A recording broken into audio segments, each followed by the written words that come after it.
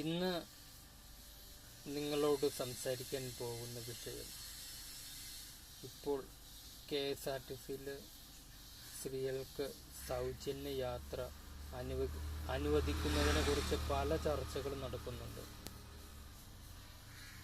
ഒന്ന്, ഈ പദ്ധതി എങ്ങനെയാണ് നടപ്പാക്കുക എന്നത്.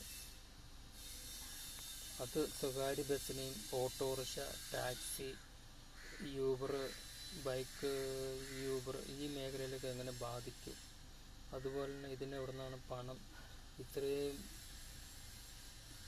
പ്രശ്നങ്ങൾക്ക് ഇതെങ്ങനെയാണ് വരുമാനം കണ്ടെത്തുന്നത് എന്നുള്ള പല ചർച്ചകളും നടക്കുകയാണ്. പിന്നെ പിങ്ക് ബസ്, അത് സ്ത്രീകൾക്ക് മാത്രമായിട്ട് ഓടിക്കുക എന്ന ലക്ഷ്യമൊക്കെ ഉണ്ട്. എന്നിരുന്നാലും അതിനുള്ള ചെലവുകളും ഡീസലും മറ്റുള്ള ചെലവുകളും ഇതെവിടെ നിന്ന് കണ്ടെത്തും എന്ന് ഒട്ടനവധി ചോദ്യങ്ങളാണ് ചോദിച്ചത്.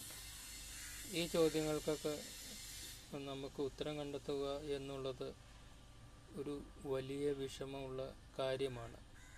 പക്ഷെ നമുക്ക് ഇതിൻ്റെ അകത്ത് നിന്ന് മാറിയിട്ട്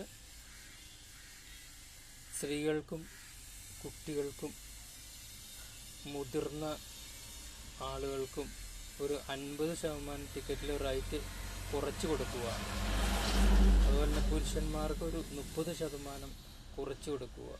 അപ്പോൾ വരുമാനവും കിട്ടുകയും ചെയ്യും, ഇത് നിലനിന്ന് പോകാനുള്ള ഒരു സാഹചര്യം ഒരുക്കാൻ കഴിയും. എന്നാൽ മാത്രമാണ് ഇപ്പോൾ നമുക്ക് മുന്നോട്ട് പോകാൻ കഴിയുള്ളൂ. സൗജന്യമാകുമ്പോൾ ഇതിന് ഒട്ടനവധി പ്രശ്നങ്ങളാണ് നേരിടുന്നത്. ഈ പ്രശ്നം പരിഹരിക്കാൻ വേണ്ടി സർക്കാർ പല ചർച്ചകളും പലതും നടക്കുന്നുണ്ട്. എന്താവുമെന്ന് നമുക്ക് നോക്കി നിന്ന് കാണാം.